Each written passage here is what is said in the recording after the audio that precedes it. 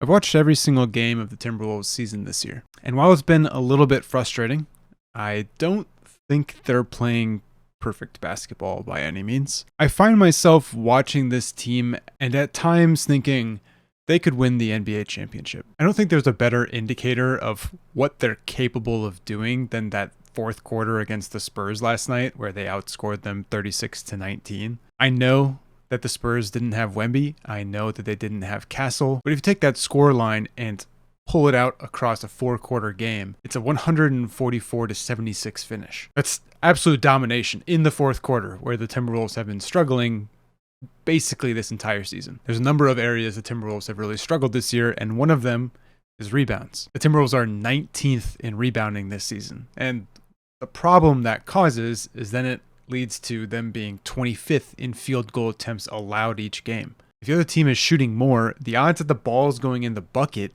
increases significantly. That's just math. That's just how basketball works. If you give them more attempts, if someone's a 40% shooter and they're 3 for 9, math says that fourth shot is going to be a bucket. If they shoot another 3-point in the aggregate, that ball is going in. The more chances you give them to do that, the better the odds are you're going to lose. Last night, they won the rebound battle by 1. And again, I know Wemby was not in the game, and Wembanyama is going to lead the game in rebounds. That's just going to happen. You watch his performance, you know he's going to beat Rudy Gobert at least more than the average center will. But we can only look at the game from the perspective of who was playing. You can't say, oh, but Wembanyama wasn't in the game, because Wembanyama wasn't in the game. We can only look at what happened last night. And what happened last night, especially in the fourth quarter, was offensive dominance. The best point of that is the Wolves doubled the Spurs in terms of assists. The Wolves have 35,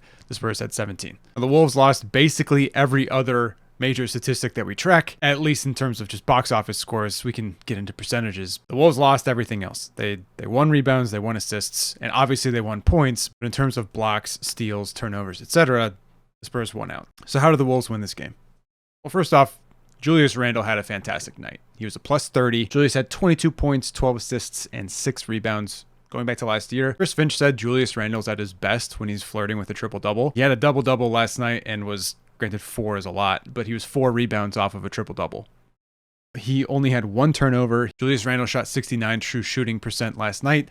That puts him at 5th overall in the league if he were to have that every single game for the rest of the season. Funnily enough, that ties him with Rudy Gobert. But that 12 assist number is what really stands out. You look at Julius's numbers, he's an assist god. Teammates make 26.3% of the shots they take when he passes, when he assists. That puts him in like the 96th percentile. For a team who needs a point guard, they have an amazing assist generator with Julius Randle. But okay, Julius Randle had a great night. Who else was contributing on this Timberwolves team? Obviously, the answer is everyone. If we're going to be selective about where we go next, because I can only really talk about one player at a time, I think you have to talk about Ant. Ant shot 84.7% true shooting, which would put him number 1 in the league by a wide margin over Nikola Jokic at 74.2%. That's about a difference of 12% shooting, which is incredible. Ant shot 66% from 3. He had 13 from 18 in terms of 2, and then sunk both of his free throws. So just an incredibly efficient night from Ant.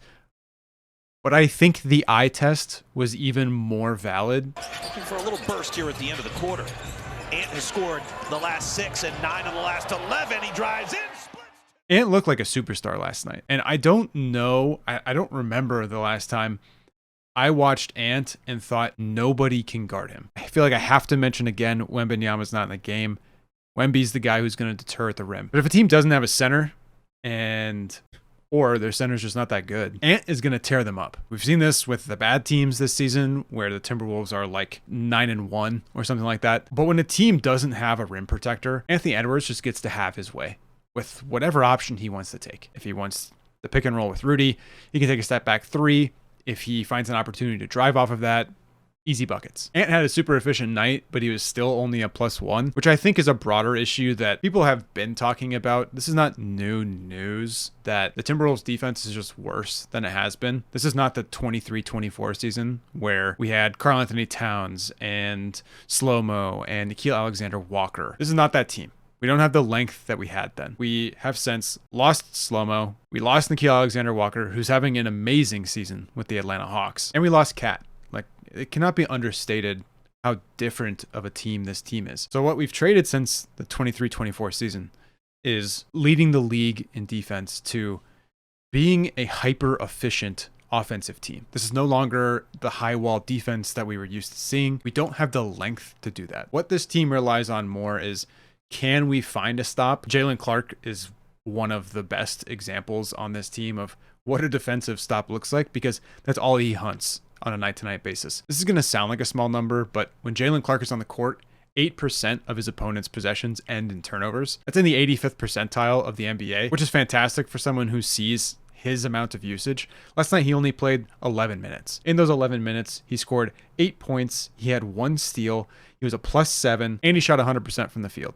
That's a winning player. And for a team who basically up until the OKC game, which I know they lost, but it was a good game up until, and it was a close game, up until like the 2-minute mark. Maybe it was like the 4 or 5 minute mark in that game. I can't exactly remember, but until the very end, until clutch time, that was a close game that the Timberwolves actually looked like they were giving the Thunder hell. Like, the Thunder did not look super comfortable in that game. They just took it away at the end because the Timberwolves gave it to them, and the Thunder are a really good team. But okay.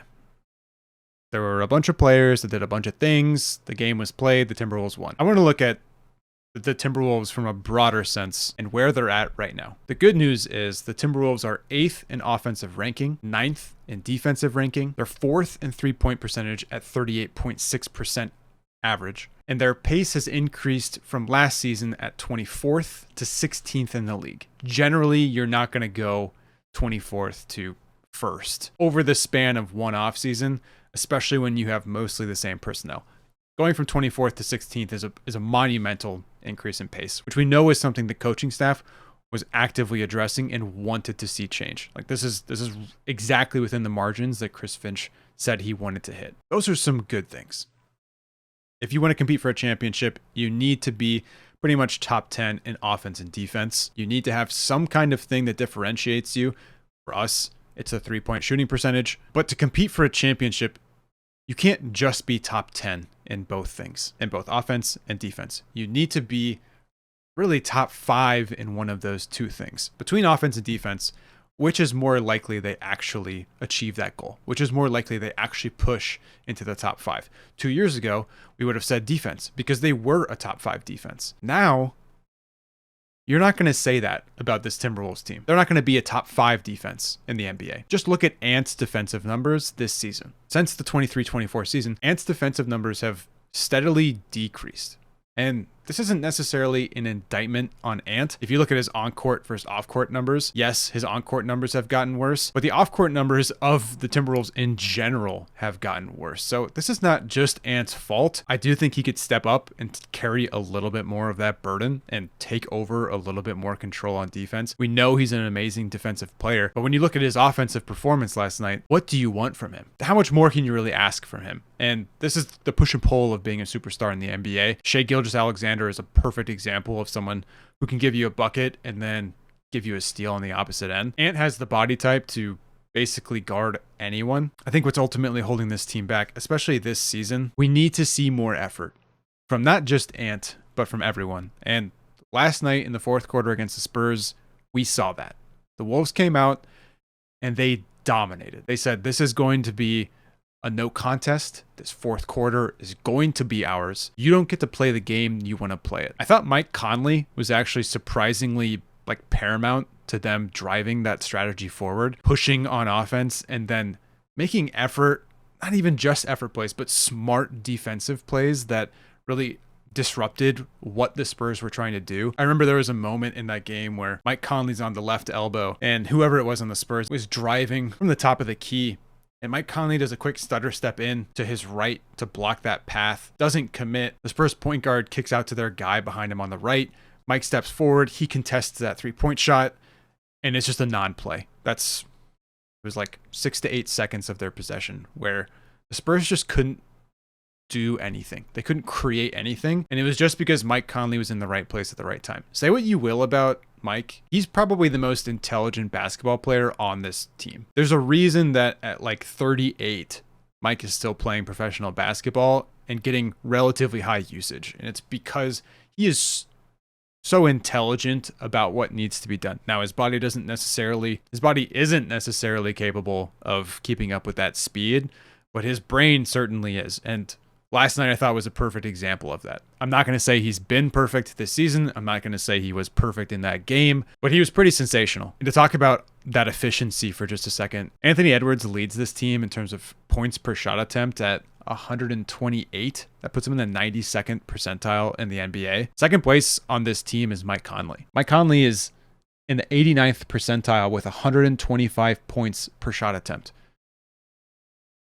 He's extremely efficient. Mike Conley is shooting 44% from three this year. That's like the second best 3-point percent of his career. Let me just double check that real quick. Yeah, that's the second best 3-point percent of his career.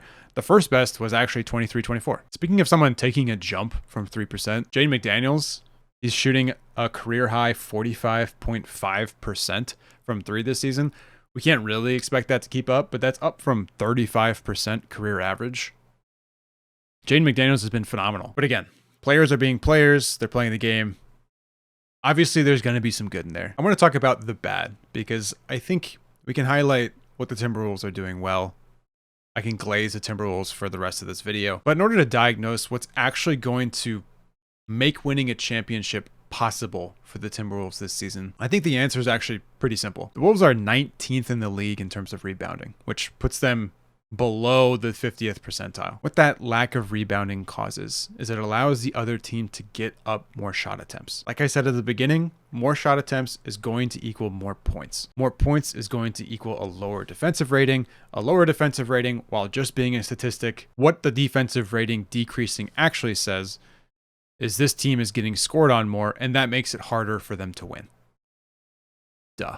But on the flip side of that, when a team gets less rebounds and the other team shoots more shots, what that actually causes is for you to shoot less shots. Our lack of rebounding is hurting us on the defensive end, but it's also hurting us on the offensive end. The Timberwolves are 25th in the league in terms of field goal attempts. What's crazy is they're hyper efficient with those opportunities. The Timberwolves are 9th in the league in field goal percentage. They're shooting 48.7%, but that number is a little misleading. Timberwolves are 4th in the league from 3 at 38.6%. They are 8th in the league from 2 at 56.1%, which is great. How do we get to 9th there? The Timberwolves are 25th in the league from the free throw line. They're shooting 76.1%, and a big culprit there is Rudy Gobert. He's shooting sub 50 for whatever reason. Honestly, he just looks weirdly nervous especially when he misses that first one. There was one point in the OKC game where he missed the first one, and you could see him like trying to hype himself up against the crowd and just like talk himself into the second one, and then he bricked the second one too. So obviously that free throw percentage needs to go up. But despite that, they still have crazy efficiency on offense. They're 9th in the league in terms of field goal percentage. What's actually going to fix this team and push them into contention is fixing their rebounding. You cannot be 19th and be a contender. You're just going to get out rebounded. It's going to cause your opponent to shoot more shots. And in the aggregate, if you simulate 100 games and your rebounding numbers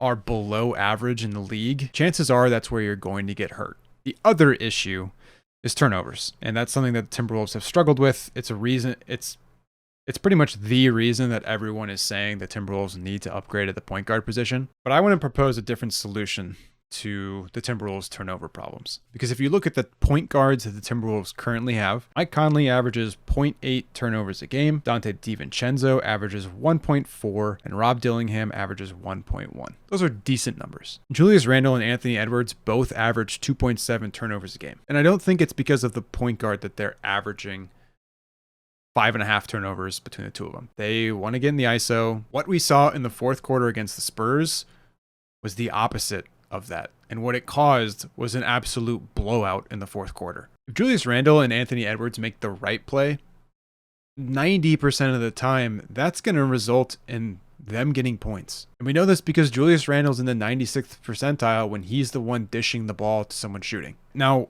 I know that Rudy Gobert's offense is often looked at as being an issue. And I'm not going to say it's not. He kind of has butterfingers. But Rudy Gobert leads the league in field goal percentage. It's on relatively low field goal attempts. But when your two highest usage players have Also, the highest number of turnovers. Makes sense. You know, they have the ball in their hands the most.